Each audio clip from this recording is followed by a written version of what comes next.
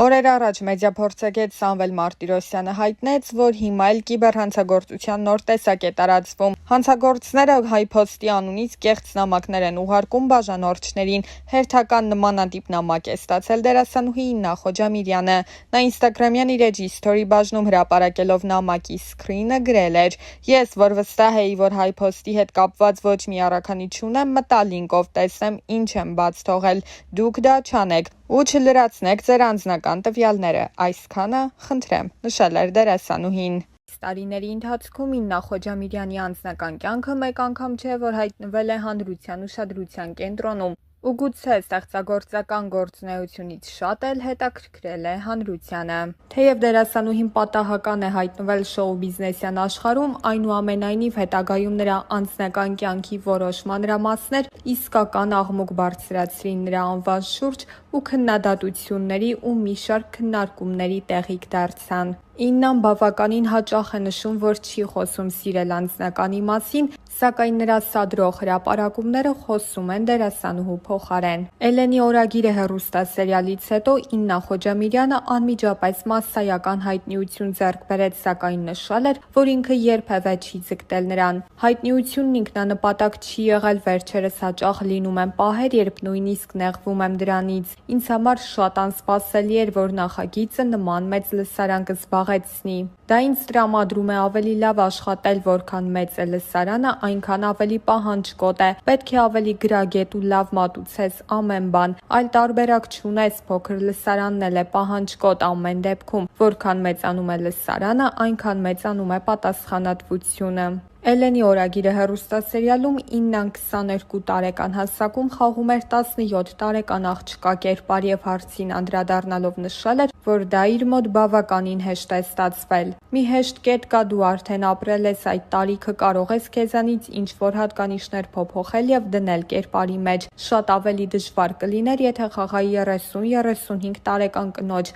որովհետև որքան էլ պատկերացնեմ հոգեվիճակը, ներկայացնել չեմ կարող։ Իսկ հիմա որ մեկս 16 տարեկան չենք եղել և ինչեր չենք արել։ Ես ի սկզբանե վստահ էի, որ Էլենն ուրիշ կլինի, իսկ ես առօրյայում ուրիշ։ Մտածում էի Էլենը կլինի տափակ կոշիկներով, սպորտային հագուստով, երկու պոչիկներով, արագ-արագ քայլող աղջիկ, իսկ ես հասարակության մեջ կլինեմ որպես Իննա դասական կերպարով, այլ սանրվածքով, այլ կեցվածքով։ Ցավոք ինձ միայն թվում էր, որովհետև աշխատանքային գրաֆիկս շատ խիստ է։ Եթե նույնիսկ հասցնում եմ աշխատանքից դուրս ինչ-որ բան անել, ժամանակ չեմ ունենում փոխվել ու վերադառնալ սոլիդ Իննային։ Հիմա ես էլ եմ հյուսիկներով, պոչիկներով, մարզակոշիկներով, արագ-արագ քայլելով ինչ-որ տեղ գնում և ինձ բռնացնում, որ տարրալուծվել եմ Էլենի մեջ։ Մարդիկ քեզ տեսնում են կողքից ու տպավորություն է, թե դու այդպես էլ ապրում ես իրականում։ Դա ամենամեծ բարդությունն է, մենք ակամա ապացուցում ենք, որ այն ենք, ինչ ներկայանում ենք կերպարով։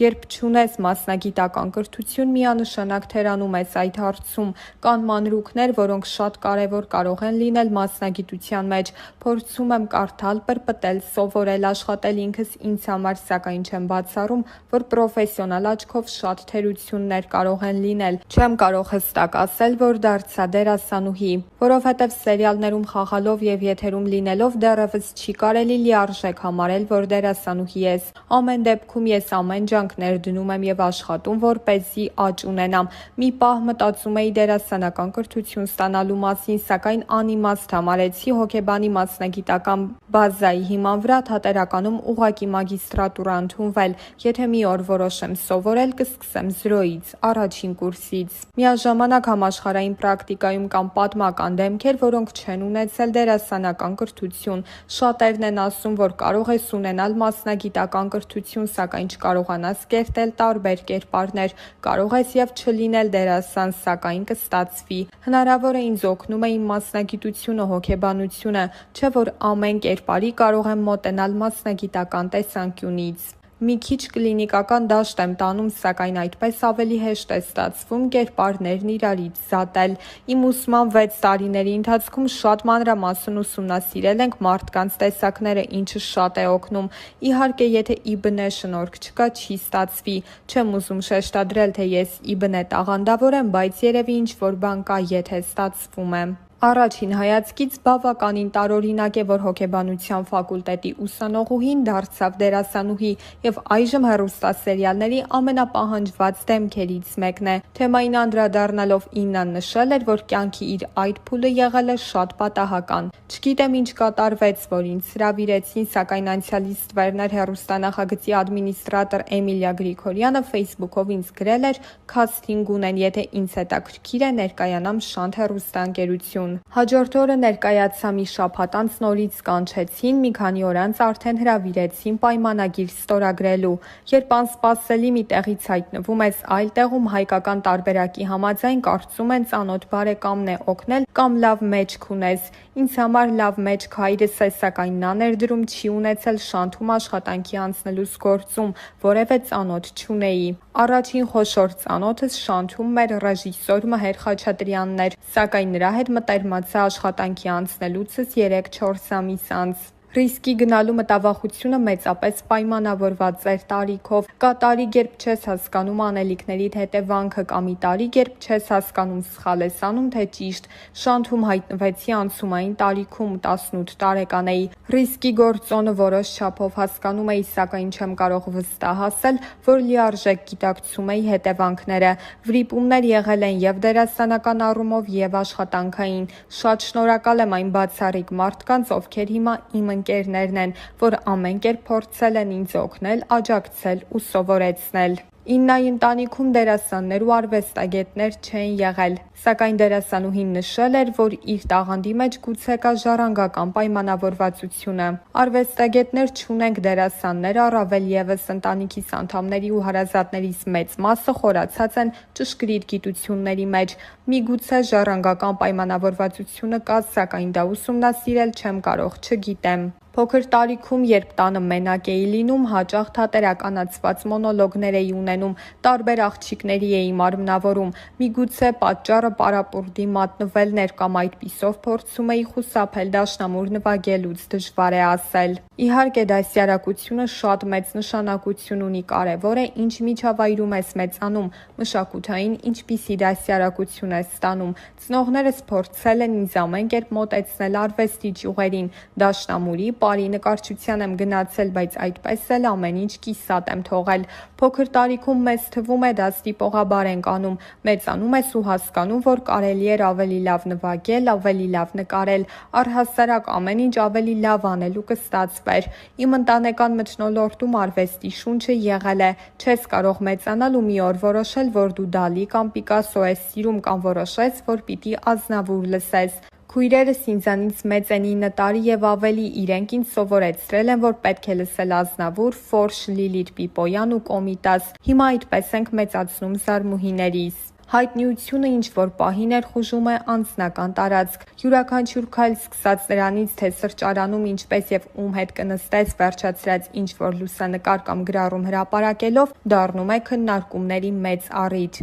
Իննան նշել էր, որ այդ առումով ինքը հաճախ է հասարակությունից առանձնանալու ցանկություն ունենում։ Կարելի է բաժանել ուղիղ 50-50%-ի։ 50% դեպքերում շատ հաճելի է, երբ դու հայտնի ես, քեզ ճանաչում են, սիրում են, քեզ գնահատված ես զգում։ Մյուս 50%-ում նման դեպքերը կարող են անհանգստացնել ու դիսկոմֆորտ առաջացնել։ Մարդ ես, երբեմն ուզում ես մենակ լինել, ինչ-որ սրճարանում մենակ նստել։ Շատ դեպքեր են եղել, երբ մոտեցել են, հաշիվ են փակել եւ այլն։ Վերջ, օրը չստացվեց, որովհետև դու իսկապես փորձում էիր մենակ մնալ։ Հասարակական միջավայրում այսպես թե այնպես չես կարող մենակ լինել, սակայն այս դեպքում հայտնիությունը մի քիչ ավելի է խանգարում։ Ինչ վերաբերում է անձնական տարածքին, շատ ծանր եմ տանում, երբ ինչ-որ մեկը մտնում է իմ անձնական դաշտ։ Այնինչ իմն է, քննարկման եւ հանրայնացման կարիք չունի, սակայն հարցը լսելիս ինձ բռնացրի մի գործողության վրա, երբ մեծ հետաքրքրությամբ կարդում էի Սոշյանի Բեկյանի հարցազրույցը Մադոննայի հետ անձնական կյանքի բալիկի սպասելու մասին։ Շատ հետաքրքիր բովանդակալից հարցազրույց էր, ահավոր մեծ հետաքրքրությամբ շունչս պահած կարդացի ու վերջում հասկացա, ախր այս ամենն այդ մարդու անձնական կյանքի մասին էր։ Ստացվում է, երբ ես կարդում եմ ուրիշի մասին, ինձ հետաքրքիր է ինչպես բոլոր հայերին, երբ հերթը հասնում է ինձ, չեմ ուզում խոսել։ Իրականում շատ բարդ հարց է անձնական սահմանները պահելը մշակութային խնդիր է, որը մեզ մոտ միշտ խարխուլ է եղել։ Դեռ տարիներ առաջ Իննան նշել էր, որ եթե իր անձնական կյանքում գլոբալ փոփոխություններ լինեն, ինքը միգուցե այդ նորությամբ կիսվի հանրության հետ։ Այս տարիների ընթացքում Իննայի անձնական կյանքը մեկ անգամ չէ, որ եղել է հանրության ուշադրության կենտրոնում։ Նման հրապարակումները պատճառ էին դառնում նաև, որ Իննայի հասցեին շատ հաճախ հնչեին բացասական մեկնաբանություններ, ու այդ բացասականին անդրադառնալով դերասանուհին ասել էր. «Ես չեմ պատկերացնում մի կնոջ, որ բացասական կարծիքներից իրեն վատ չզգա ու սթրեսի մեջ չընկնի։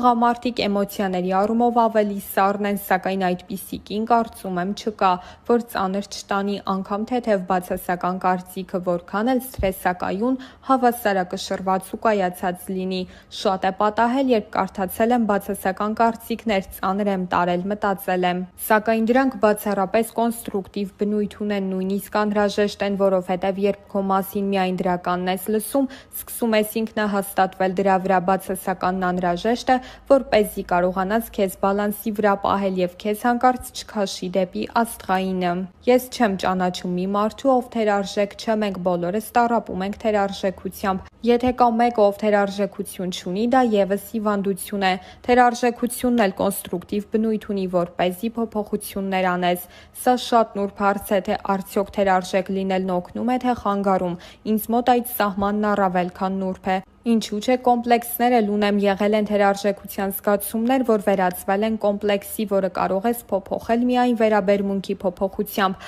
Այդ մասին խոսելը շատ բարդ է, նույնն է, որ խոսեմ կոմպլեքսներիս մասին, ինչը սխալ եմ համարում։ Որքան էլ շրջապատված լինես լավ մարդկանցով, միևնույնն է, միայնակ ես ինքնառեալիզացվում, դժվարություններ հաղթահարում, ինքդ քեզ համար դժվարություններ ստեղծում, ուղղակի շրջապատը խթանելով կամ վատ իրադարձությունների, որովհետև հակառակ դեպքում մարդու մոտ դեպրիվացիայի փուլ է առաջանում, որը անկասկած մահվան է տանում։ Այն մարդիկ, ում խորհրդի կարիքը միշտ ունեմ, ընտանիքիս անդամներն են, բայց հստակ ասել, որ ամեն մանրուք կարող եմ քննարկել նրանց հետ, սխալ կլինի։ Մեզ սովորեցրել են, որ խնդիրների դեպքում կարելի է դիմել հոգեբանի, սակայն փոքր երկիր է, փոքր քաղաք, ամեն դեպքում մտավախություն կա։ Չնայած վստահ եմ, շատ ունենք լավ մասնագետներ, որոնց հետ կարող ես խոսել, կօգնեն ճիշտ ուղու վրա կանգնել, բայց քեզ համար ամենալավ խորհրդատունը ամեն դեպքում ինքդ ես։ Կան մարդիկ, որոնց հետ կկիսվես, սակայն կա որոշակի անձնական սահման, որը միայն քոնն է,